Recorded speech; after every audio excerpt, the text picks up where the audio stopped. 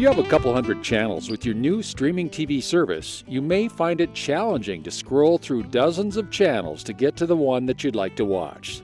So just like your old school remote control, you can enter a channel number with your Apple remote to get right to the channel that you want to watch without scrolling. And here is how you do it. From the on-screen channel guide, simply press the center of your remote ring twice to open up a channel number pad. From here, press the left or right side of your remote ring to highlight the number of the channel you want to watch.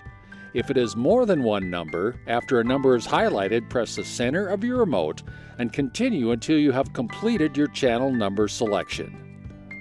Then press the bottom of your remote ring to highlight Done, and press the center of your remote ring to highlight that channel in your program on-screen guide. Then just press Play Pause on your remote. Now you can use your microphone for an even faster way to access specific channels by following the instructions for opening up the channel number pad.